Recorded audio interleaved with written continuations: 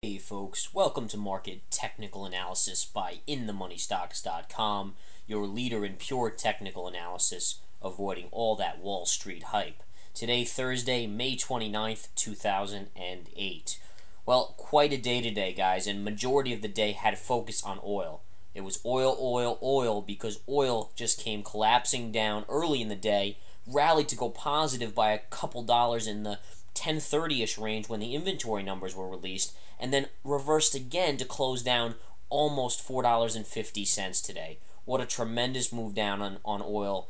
It does appear, and it's a little early to say, but it does appear that that top has been put in oil in the near term. Now, you're going to have a bouncing market. Obviously, you could get a bounce in oil here and there, but ultimately, we feel that oil is going to come back into the 115 area in the near term, and that could be very, very near term. So you could be seeing that within a month back to 115 from 135. All right, so we're going to talk a little bit about oil, the oil trade in the markets, because a lot of the maneuvers in the markets today were strictly due to oil and how it coming down buoyed the markets higher. And again, those of you that were with us in the previous videos, you guys know we went in today with a neutral idea on the markets, a neutral position, thinking that there was a 50% chance of a rally, and a little more of a rally, as we've been calling for the rally all week, and then there was a 50% chance that we didn't see that. Well, the 50% chance on the neutral position won out on the oil trade as oil pushed the markets up, and at this stage of the game, we're now moving our position to basically beginning to look to re-enter short positions. Alright, we're going to begin to eye it tomorrow, eye it on Monday, and begin to position ourselves correctly for the next move down that we feel is coming. Now, the key here is this, guys. Tomorrow, what could we be seeing tomorrow? Because that's what it always comes down to. I always say that. You know, what's tomorrow, what's Monday, and then what's next week and next month. Well, as we get into the next tomorrow and then Monday, tomorrow precisely could be a very light day. You're going to have some volatility in the morning, especially with oil. I mean, everyone's going to be watching oil tomorrow. Does it fall more tomorrow? Does it rally back a little bit? But you're going to have a little economic news as well at 8:30, 9:45, and 10 o'clock. But really, once that gets out of the way by lunchtime, on a shortened holiday week, you're going to have people taking off a little early on Friday tomorrow in the afternoon, and volume on the afternoon should be light. So we're really seeing that the markets should begin to turn down. It's very unlikely, but it could start tomorrow. We're more seeing this for early next week. All right, because of the light volume, you guys know how we feel about light volume, and majority of the time, light volume buoys the markets flattish or so. So while there is a little bit of an idea that it may start maybe later tomorrow or at some point, for the most part, we're seeing this early next week, Monday, Tuesday of next week, the market's turning possibly back lower. So again, we'll continue to monitor the charts and see where this goes. But as I said, that's why we're beginning to look. We'll look to start positions maybe tomorrow on the short side, and then we'll start to maneuver them in again on Monday and Tuesday to really build that position for the move down that we think is going to come. Now, interestingly enough, guys, and let's get into the intraday charts here. You can see this is the intraday chart of the ES, and I want to just cover this briefly, but then I really want to focus in on some certain sectors and various things. Number one, you see the markets here, right around 8:30, we got a little sell-off as GDP came in line of the revised number expectation at 0.9. Now, going into this number, everyone had been anticipating a better number, something in the 1.1, 1.0 range for GDP, and you can see the expectation. All right, here's the expectation. People saying, oh, it might be better, better, better, means buy, buy, buy, buy, buy. Well, they push it up to a point where it has to perform at 1.0 to 1.1.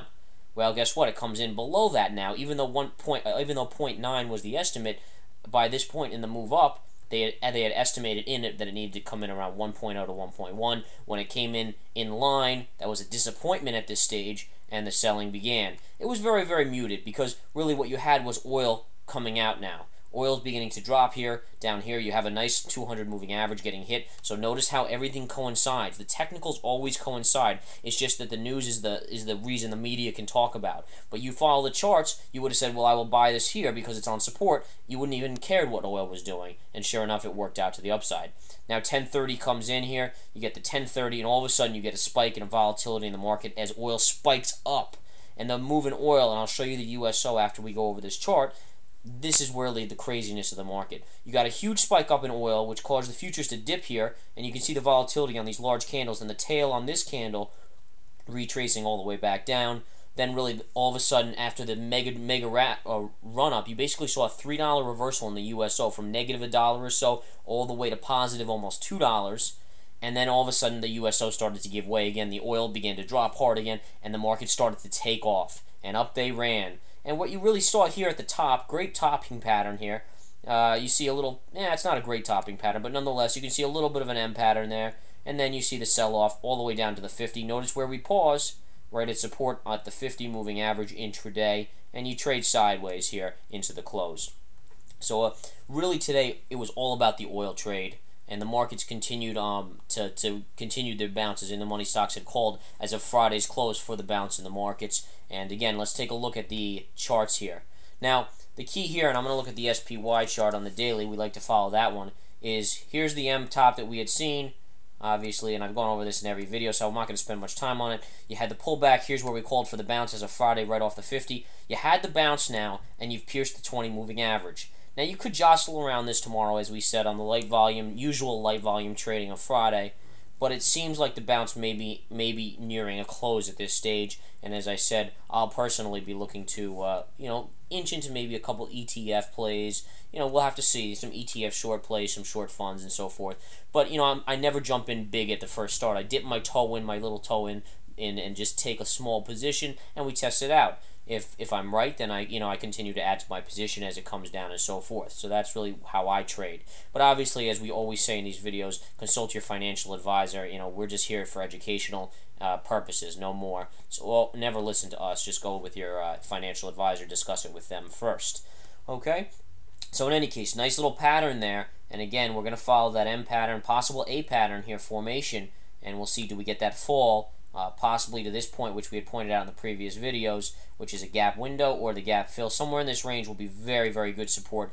But obviously, number one, we have to break the 50 moving average, which is this line right here. And it's a little dark, I understand that, but I'll highlight it here. This is the 50 moving average, approximately. And you can see that we bounced off that right to the 20, which is resistance on the upside. And should we start to turn down, you're going to have to watch for a break of this 50, and then these next lines come into play. So that's really where everything gets started and gets underway. So a nice day on the NASDAQ. The NASDAQ, again, continues to be strong. But today, interestingly enough, the financials did okay. And we can look at the XLF. And I'm just going to point something out here. When the markets were rallying up, and let me go back to the SPY, all right? So let's see. See this move here on the in the markets, right? This SPY double top with the tail on the top. Now let's look at that area on the XLF. That's this point right here. Notice the difference. You had the SPY going like this for a double top here, and instead the XLF, which is the financial ETF for the financial stocks, really was trading in a bear flag pattern, in spirit of bear flag. Now, that was one of our signals. It was just one of many, many signals that told us this market was going to sell. Sure enough, that happened, and off we went down. Now, the XLF is getting a little bit of a bounce now, but again, we're not seeing the same sort of bounce that we've seen this week in the XLF. Yes, it had actually a decent day today. It was the first decent day it's had, but we have to continue to watch the financials. They've been very weak. Let's look at Goldman Sachs, which is the #1 leader of all of them. Look at this. This does not look like the market. Here's the little bounce up in the market, and Goldman Sachs has just sold off and finally got a little bit of a bounce today, but reversed. It had a little tail as it came up to the 50 moving average here, and then it closed lower. Even though it closed up on the day, it closed off its highs quite a bit. So again, it's very key to note that these financials are not acting appropriately. If we're going to see any continuation of this rally that we're seeing, and we don't necessarily think we are going to see it, we actually think we'll see another downturn, but if we were, you'd have to see the financials participate. They've always been a key. They're going to continue to be a key, so you have to keep that in mind. All right? Google, what a day on Google, and up at $14. Look at this beautiful bounce on Google's daily chart.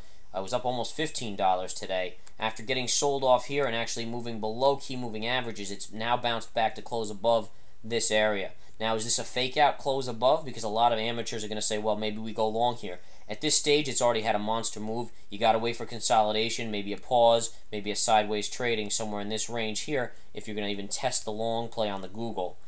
In my opinion, I can't touch that stock. There's too many weird things going on here. You got a major gap area here, gap window support. It already tested this. It broke down. If this should establish itself above this and the market start to get strong again, then it's a possibility. But you got to be very careful here.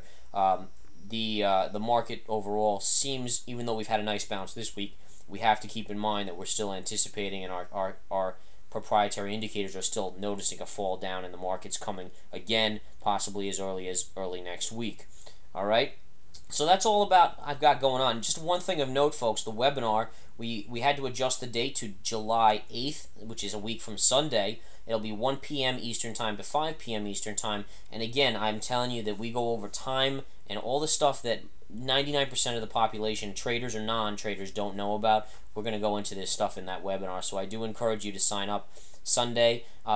If you're out of the country and you want to do it, we use a 1-800 number, so you need to check and see if that's free. That's free for everyone, for sure in the United States, but it's a dial-in number, so it's a live interaction while you see all the charts, and we diagram everything on your computer and so forth. Just fantastic. All right, guys, come join the chat room. Come join the Swing Trade Alerts. Check out inthemoneystocks.com. We'll talk to you tomorrow.